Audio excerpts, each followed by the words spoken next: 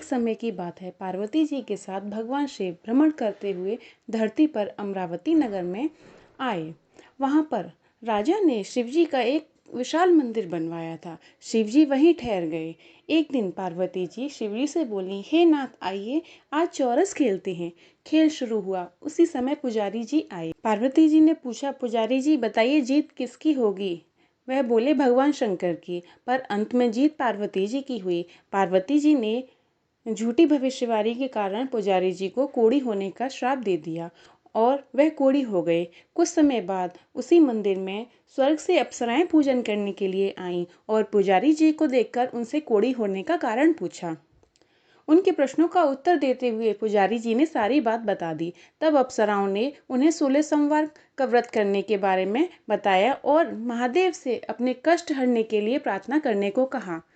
पुजारी जी ने उत्सुकता से व्रत की विधि पूछी। अप्सराएं बोलीं, बिना अन्न व जल ग्रहण किए सोमवार के व्रत को करें और शाम की पूजा के बाद आधा सेर गेहूं के आटे के चूरमा और मिट्टी की 3 मूर्तियां बनाएं और चंदन, चावल, घी, गुड़, दीप, बेलपत्र आदि से भगवान का पूजन करें। बाद में चूरमा भगवान को चढ़ाएं। फिर प्रसाद को 3 हिस्सों में बांटकर एक हिस्सा लोगों में बांटें, दूसरा गाय को और तीसरे को स्वयं खाकर पानी पिएं।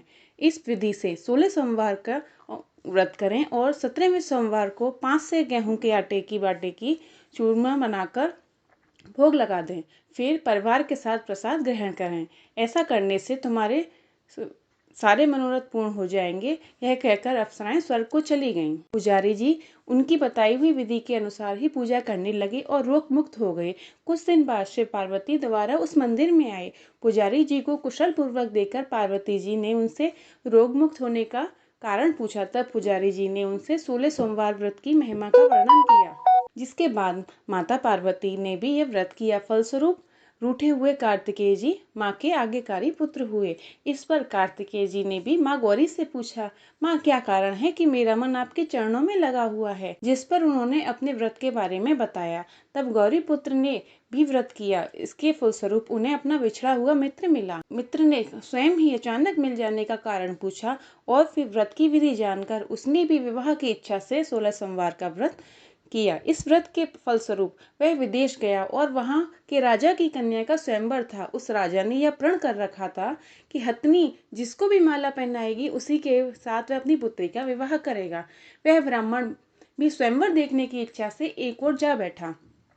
हथिनी ने माला उस ब्राह्मण कुमार को ही पहनाई। धूमधाम से विवाह संपन्न हुआ। तत्पश्चात दोनों सुख से रहने लगे। एक दिन राजकन्या ने पूछा, नाथ आपने कौन सा पुण्य किया था जिससे राजकुमारों को छोड़कर हथिनी ने आपका ही वरण किया? ब्राह्मण ने 16 सोमवार का व्रत विधि पूर्वक बता दिया। राजकन्या ने पुत्र प्राप्ति के लिए व्रत किया एवं सर्वगुण संपन्न पुत्र प्राप्त किया। बड़े होने पर पुत्र ने पूछा, माताजी किस पुण्य से आपको मेरी प्राप्ति हुई थी? राजकन्या ने अपने पुत्र को भी शिव जी की महिमा के बारे में बता दिया। तब उसके पुत्र ने राज्य की कामना से 16 सोमवार का व्रत किया। तभी राजा के दूतों ने आकर उसे राजकन्या के लिए वरण किया, जिससे उनका विवाह संपन्न हो गया। राजा के दिवंगत होने पर ब्राह्मण कुमार को गद्दी मिली। फिर भी वह इस व्रत को करता रहा। तब उसके पुत्र ने राज्य की कामना से 16 सोमवार का व्रत किया। तभी राजा के दूतों ने आकर उसे राजकन्या के लिए वरण किया। इसके पश्चात उनका विवाह संपन्न हुआ। राजा के दिवंगत होने पर ब्राह्मण कुमार को गद्दी मिली। फिर भी वह व्रत करता रहा। एक दिन उसने अपनी पत्नी से पूजा सामग्री शिवालय में ले जाने को कहा, परंतु उसने दासियों द्वारा भिजवा दी। जब राजा ने पूजन समाप्त किया तो आकाशवाणी हुई कि अपनी पत्नी को निकाल दे, नहीं तो तेरा सत्यानाश कर देगी। प्रभु की आज्ञा मानकर उसने पत्नी को निकाल दिया। रानी भाग्य को कोसती हुई नगर में एक बुढ़िया के पास गई। दीन देखकर बुढ़िया ने उसके सिर पर सूत की पोतली रखकर बाजार भेजा। रास्ते में आंधी आई, पोतली उड़ गई। बुढ़िया ने उसे फटकार कर वहां से भगा दिया। रानी अपने भाग्य को कोसती हुई आगे चलने लगी। वहां से वह रानी तेली के घर पहुंची तो सब बर्तन झटक गए। उसने भी निकाल दिया। पानी पीने नदी पर पहुंची तो नदी सूख गई। सरोवर पहुंची तो हाथ स्पर्श करते ही जल में कीड़े पड़ गए। उसने उसी जल को पीकर आराम किया। जिस पेड़ के नीचे वह जाती वही सूख जाता। वह वन और सरोवर की यह दशा देखकर ग्वाले इसे मंदिर के गुसाई के पास ले गए। सारी कथा जानकर वह समझ गए कि यह कुलीन अबला आपत्ति की मारी है, पर धैर्य बनाते हुए बोले, बेटी तू मेरे यहाँ रहे, किसी बात की चिंता मत कर। रानी आश्रम में रहने लगी, परंतु जिस वस्तु को हाथ लगाए उसी में कीड़े पड़ जाएं। दुखी होकर गुसाई जी ने पूछा, बेटी किस देव के अपराध से तेरी यह दशा हुई है? रानी ने बताया, मैंने पति की आज्ञा का उल्लंघन किया और महादेव जी के पूजन में नहीं गई। उन्होंने समाधान निकाला और बोली, अपने 16 सोमवार के व्रत को प्रारंभ करो। रानी ने विधिवत 16 सोमवार का व्रत पूर्ण किया। इसके प्रभाव से राजा को रानी की याद आई और दूतों को उनकी खोज करने के लिए भेजा।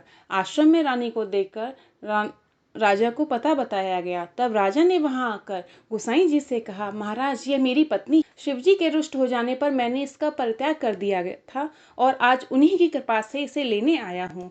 आप इसे जाने की आज्ञा। गुसाई जी की आज्ञा से राजा रानी नगर में आए। प्रजा उनके स्वागत में पूरे नगर को एक दुल्हन की तरह सजाती है। बाजे बजने लगते हैं, मंगल गीत गाए जाते हैं।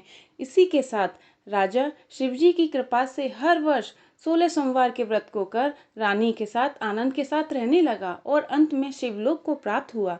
इसी प्रकार जो मनुष्य भक्ति से विधि पूर्वक 16 सोमवार का व्रत करता है और कथा को पढ़ता व सुनता है, उसकी सब मनोकामनाएं पूर्ण होती हैं और अंत में वह शिवलोक को प्राप्त होता है। बोलो ओम नमः शिवाय।